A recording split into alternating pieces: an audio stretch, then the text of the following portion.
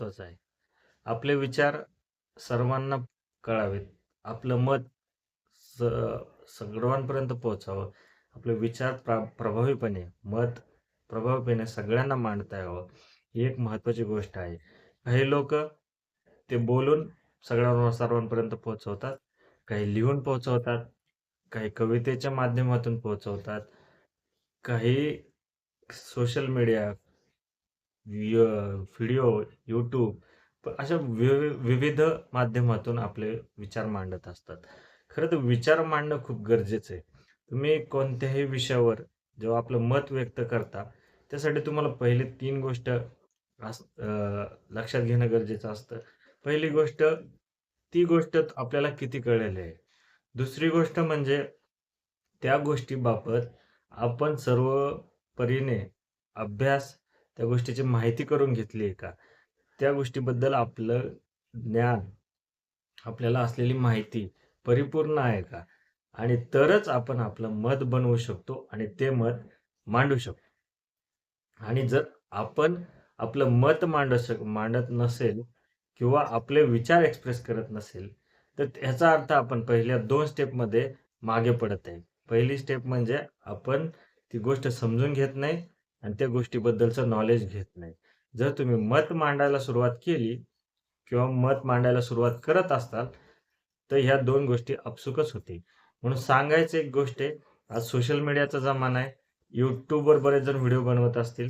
बरेच जण Facebookच्या माध्यमातून एक्सप्रेस होत असतील. बरेच जण त्यांच्या ग्रुपमध्ये त्यांच्या जे जिथे कुठे असेल आपली मतं मांडत असतील.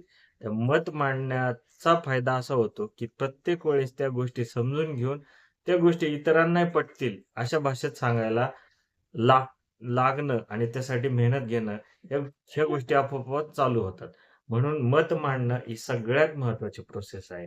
आणि मला वाटतं आज विद्यार्थ्यांनी किंवा स्टुडंट असू द्या, कोणीही असू द्या, हे केलं पाहिजे. जर आपण बोललो नाही, आपण आपले विचार पोहोचवले नाही, तर आपल्याला त्या गोष्टीबद्दल एक तर माहिती पण नाही होणार आणि त्या गोष्टी मत मांडताना एका गोष्टीचं लक्षात ठेवायची, की आपल्या मतामुळे कोणाला त्रास झाला नाही पाहिजे, कोणाची हानी झाली नाही पाहिजे.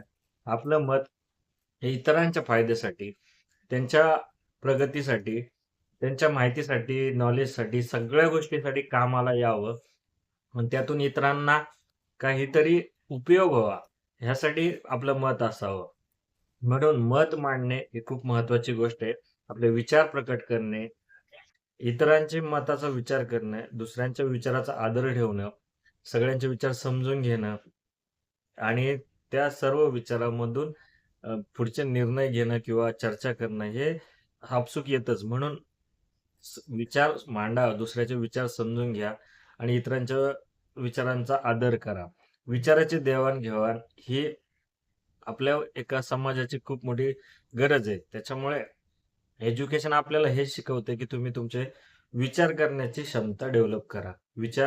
एकदा विचार कसे करायचे लक्षात आलं, की आपले विचार प्रभावीपणे मांडा.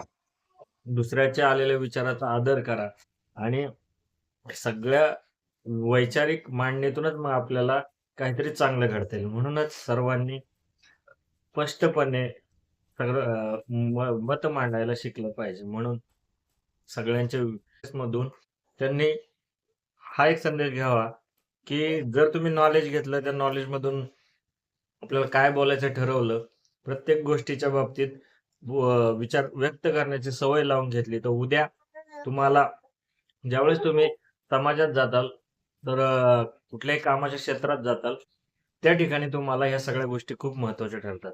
म्हणून करिअरच्या वाटेवरील एक सर्वात महत्त्वाचा टप्पा आहे. जो म्हणजे स्वतःला एक्सप्रेस करणं.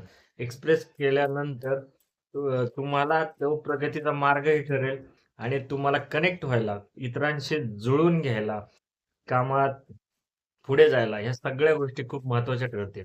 म्हणून विचार करा, विचार मांडा, विचारासाठी अभ्यास करा, नॉलेज घेऊन आपले विचार इतरांपर्यंत पोहोचवा आणि याच्यासाठी तुम्हाला सोशल मीडिया खूप उपयोगाचं ठरेल आणि याच्या थ्रू तुम्ही खूप लोकांपर्यंत कनेक्ट होऊ शकता. सो आजच्या व्हिडिओमधून तुम्हाला जर हा संदेश मिळाला असेल, पटला असेल, तर तुम्ही आमच्या व्हिडिओला लाईक करा आणि चॅनलला सबस्क्राईब करा. धन्यवाद.